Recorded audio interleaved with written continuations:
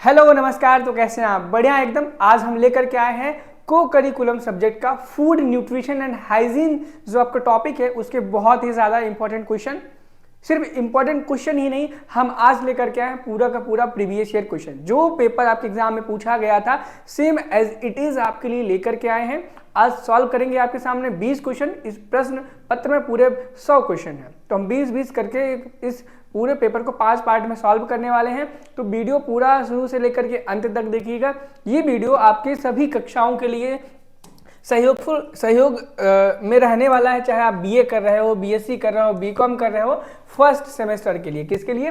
First semester के लिए। चाहे आप डीडीयू विश्वविद्यालय में पढ़ाई कर रहे हो, सीएसजेएमयू में कर रहे हो, सिद्धार्थ यूनिवर्सिटी में कर रहे हो, या फिर आप महात्मा गांधी काशी विद्यापीठ यूनिवर्सिटी में अपनी पढ़ाई कर रहे हो, बीए, बीएससी, बीकॉम, जितने भी फर्स्ट सेमेस्टर में आपका को करिकुलम सब्जेक्ट में फूड न्यूट्रिशन एंड हाइजीन वाला टॉपिक है आपके एग्जामिनेशन के लिए। हालांकि एग्जाम में आपके स्कूल्स में, आपकी यूनिवर्सिटीज़ में इसके बारे में नहीं पढ़ाया जाता है। बच्चे करे तो करे क्या, तो उसका सोल्यूशन लेकर के हम आए हैं कि हम आपके लिए इतनी प्रैक्टिस करा देंगे कि आने वाले जो क्वेश्चन होंगे आपको ऐसा लगेगा कि ये क्वेश्चन तो अरे हमने किया हुआ है, सर ने कराया था, हमने पढ़ा हुआ है। और एक खूबसूरत बात हमारे वीडियो की ये रहने वाली है, इस क्वेश्चन को आप रिटन फॉर्मेट में भी डाउनलोड कर पाओगे, जिसका लिंक डिस्क्रिप्शन बॉक्स में दिया गया है। अधिक जानकारी के लिए आप हमारा टारगेट गुरुकुल का मोबाइल ऐप डाउनलोड कर सकते हैं। तो चलिए शुरू करते हैं क्वेश्चन नंबर 1 से लेकर के क्वेश्चन नंबर 20 तक। आप देख सकते हो हम ऐसे प्रश्न कराएंगे जो कि सेमेस्टर एग्जाम में पूछे जाते हैं। क्या पूछे जाते हैं? उन्हीं प्रश्नों पे ज्यादा जोर देने वाले हैं। क्या करने वाले हैं? ज्यादा जोर देने वाले हैं। आप खुद देख सकते हैं यहाँ पे ये BA, BSc, BCom semester 1 examination 21-22 का आपका पेपर है। एज इट इज आप देख पाएंगे फूड न्यूट्रिशन एंड हाइजीन, ठीक है। और इस पेपर कोड वगैरह वगैरह यहाँ पे लिखा है, यहाँ पे इंस्ट्रक्शन सारे दिए गए हैं। अब देखो, जितने यूनिवर्सिटीज में भी एमसीक्यू होने वाला है, क्या जितने भी यूनिवर्सिटीज में एमसीक्यू होने वाला है और ये पेपर आने वाला है फूड न्यूट्रिशन एंड हाइजीन, उन सभी में बहुत ही ज्यादा रामबाण होने वाला है। क्या रामबाण होने वाला है और बहुत अत्यधिक तरीके से पूछा जाने वाला है। आपको यहाँ पे दोनों भाषाओं में मिल जाएगा, एक साइड इंग्लिश में, एक साइड हिंदी में, जिस प्रकार से आपके एग्जाम में क्वेश्चन पूछा जाता है। तो चलिए ज्यादा देर ना करते हुए हम प्रश्न को शुरू करते हैं और देखते हैं प्रश्न क्या कह रहा है और उसका सही उत्तर क्या हो सकता है। क्या प्रश्न क्या कह रहा है और सही उसका उत्तर क्या है। तो चलिए पहला क्वेश्चन पढ़ते हैं।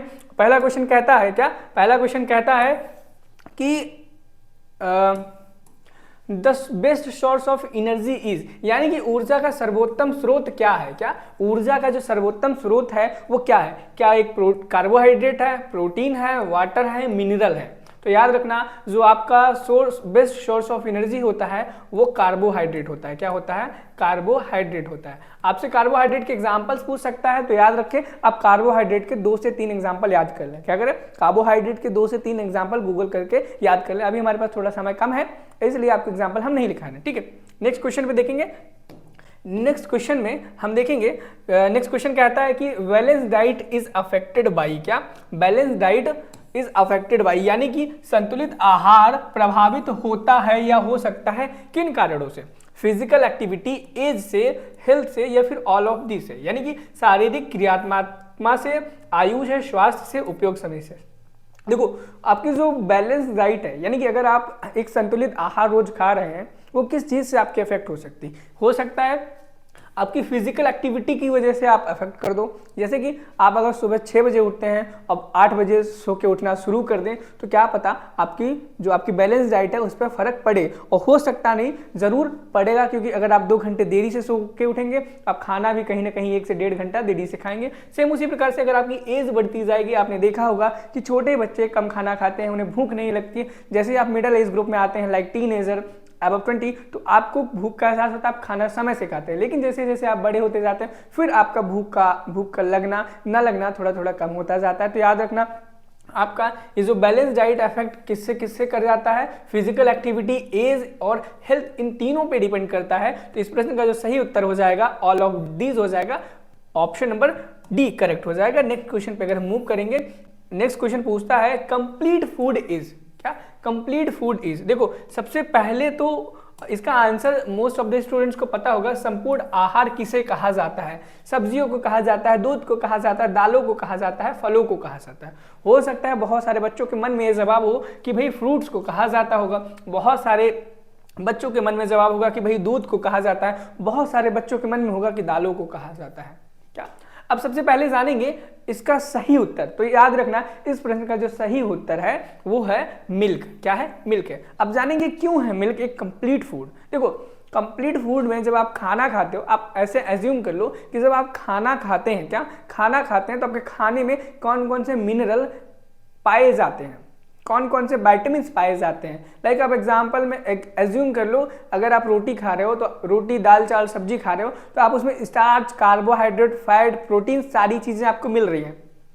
ठीक उसी प्रकार से ये जितनी भी मैंने नाम लिए एलिमेंट्स के, वो सारे के सारे आपके मिल्क में पाए जाते हैं, इसलिए उसे कंप्लीट फूड माना जाता है। क्या? इसलिए उसे कंप्लीट फूड माना जाता है। चलिए नेक्स्ट क्वेश्चन पे देखते हैं। अगला क्वेश्चन कहता है causes of mall nutrition in India, यानी कि भारत में कुपोषण का क्या कारण है। क्या भारत में कुपोषण का क्या कारण है? पहला कारण दिया गया है गरीबी है, दूसरा कारण है मिलावट है, तीसरा कारण है आदतें हैं, चौथा कारण दिया गया है उपयुक्त सभी। यानी कि भारत में अगर गरीबी कुपोषण है, कुपोषणता है, तो उसका क्या कारण है? गरीबी है, आदतें हैं, मिलावट है, उपयुक्त सभी। तो याद रखना अगर आपसे पूछा गया है मॉल न्यूट्रिशन इन इंडिया का कॉज, तो याद रखना उसका जो आंसर हो जाएगा वो हो जाएगा पॉवर्टी। क्या हो जाएगा? पॉवर्टी हो जाएगा। साथ ही साथ में जैसे कि हम ह्यूमन हेल्थ एंड हाइजीन का जब कर ही रहे हैं, अगर आपको और रिक्वायरमेंट है किसी अनदर पेपर की जो आपके एग्जाम में आ रहा हो, चाहे आप second semester, third, fourth, fifth semester में पढ़ रहे हैं किसी भी यूनिवर्सिटी में, आप कमेंट सेक्शन में बता सकते हैं। क्या? कमेंट सेक्शन में जरूर हमें बता सकते हैं। चलेंगे क्वेश्चन नंबर 5 पे। क्वेश्चन नंबर 5 कहता है कि good source of calcium is, यानी कि कैल्शियम का अच्छा स्रोत क्या है। क्या कैल्शियम का अच्छा स्रोत क्या है? पोटैटो है, व्हीट है, एग है, शुगर केन है। इस प्रश्न का जवाब मुझे लगता है अधिकतर बच्चों को पता होगा कि कैल्शियम का जो गुड सोर्स है वो अंडा है। क्या? अंडा है। कैल्शियम का गुड सोर्स क्या है?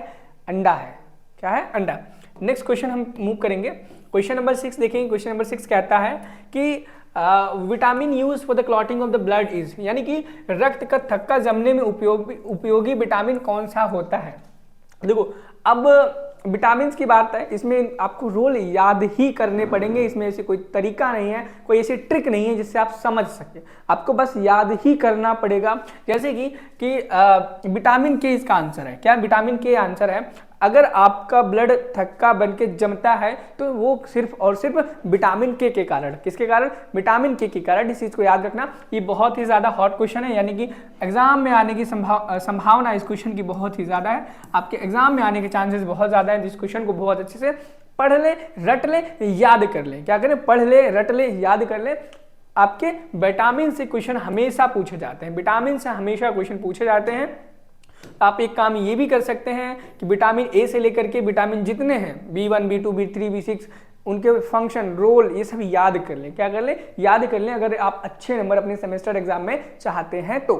चलिए हम नेक्स्ट क्वेश्चन पे चलते हैं। थेराप्यूटिक डाइट इज, यानी कि उपचारात्मक आहार है। क्या? उपचारात्मक आहार है, यानी कि उपचारात्मक आहार या थेराप्यूटिक डाइट। हम समझेंगे पहले इस वर्ड को। थेराप्यूटिक का मतलब क्या होता है, उपचारात्मक आहार क्या होता है। देखो शब्द से ही आपको पता चल रहा होगा, एक ऐसा आहार। क्या? एक ऐसा आहार जिससे किसी का उपचार हो रहा हो। क्या हो रहा है? वो आहार हो रहा है। तो आप यहां देख सकते हो कि भाई बच्चों को दिया जाने वाला आहार, बच्चों को दिया जाने वाला आहार को हम नॉर्मल लैंग्वेज आहार, भोजन बोलते हैं, आपको पता होगा। लेकिन अगर हम यहीं पे बात करें कि उपचार के लिए, उपचार की आवश्यकता किसको होती है? उपचार की आवश्यकता होती है पेशेंट को, यानी कि मरीजों को, रोगियों को। इस क्वेश्चन का जो करेक्ट आंसर हो जाएगा रोगी को दिया जाने वाला आहार। क्या? रोगी को दिया जाने वाला आहार इस प्रश्न का सही आंसर हो जाएगा।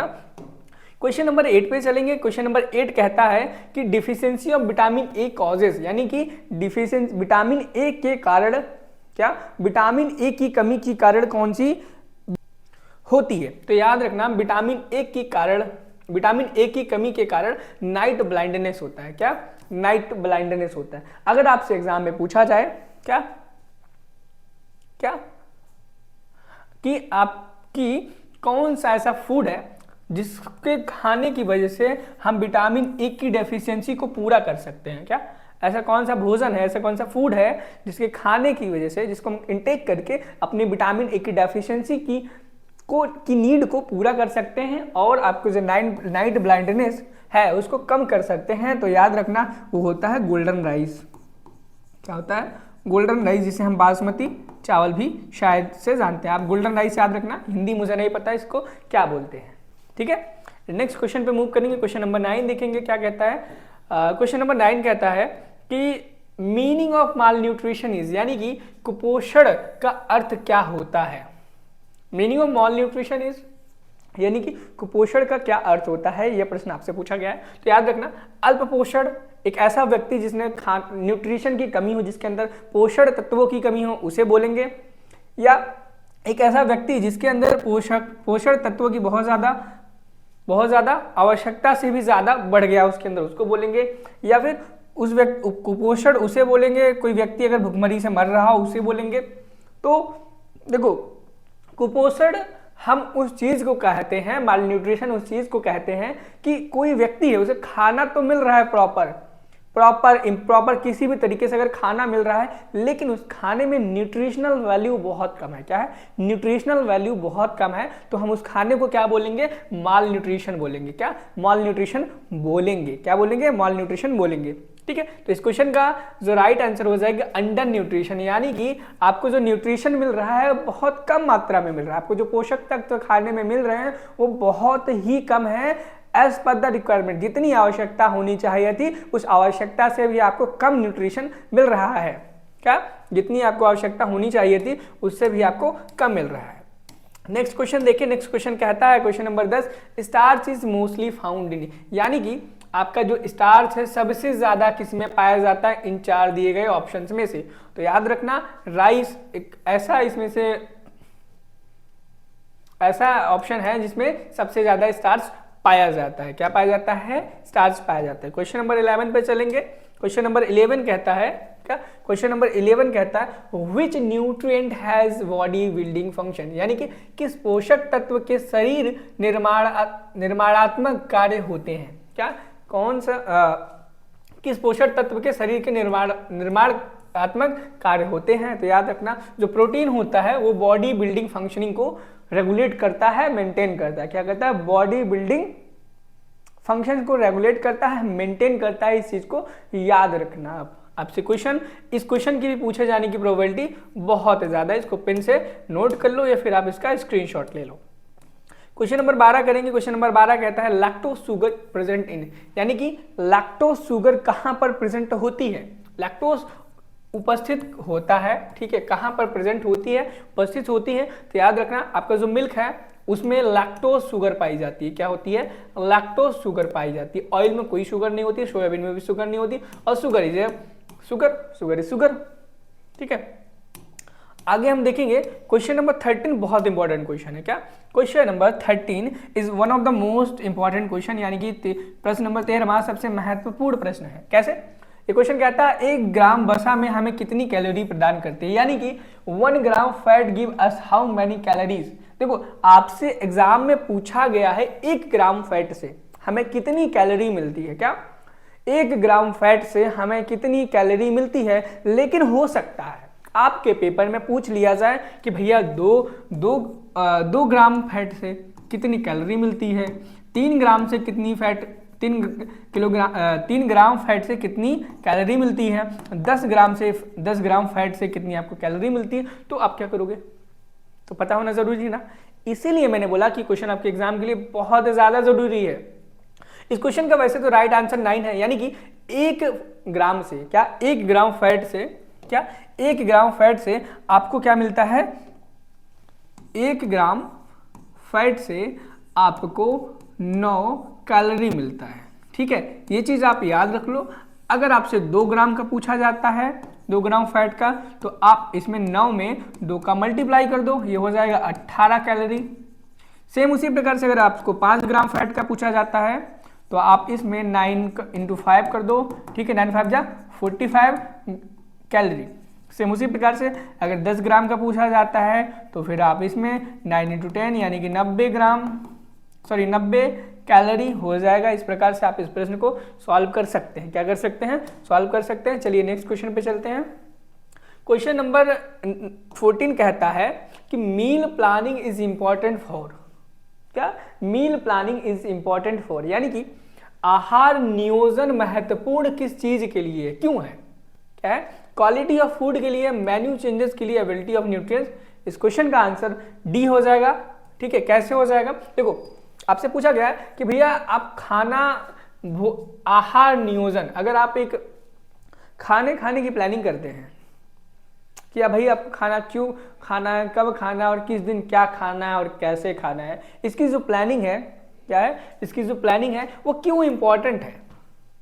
अगर आप खाने की प्लानिंग ना करें भाई किस दिन हमें क्या खाना है, अच्छा खाना खाना है कि बेकार खाना खाना है, न्यूट्रिशनल वैल्यू वाला खाना खाना है कि अनन्यूट्रिशनल वाला खाना खाना है, तो भाई उसके क्या है, क्या इंपॉर्टेंट है, क्यों इंपॉर्टेंट है वो चीज़, क्या है, क्यों है और कैसे वो इंपॉर्टेंट है। याद रखो भैया, अगर आप प्लानिंग करके अच्छे न्यूट्रिशन वाला खाना खाओगे तो उससे आपको क्वालिटी ऑफ फूड मिलेगी, आपका मेन्यू चेंज हो जाएगा, खराब खाने से अच्छा खाना मिल जाएगा, आपको बहुत सारे न्यूट्रिएंट्स की अवेलेबिलिटी हो जाएगी, आपके पास बहुत ज़्यादा पोषण तत्वों का भंडार हो जाएगा आपके शरीर में और आपका शरीर हमेशा मजबूत एवं स्वस्थ रहेगा। तो इस प्रश्न का जो सही उत्तर हो जाएगा डी, यानी कि ऑल ऑफ दीज, उपयुक्त में से सभी।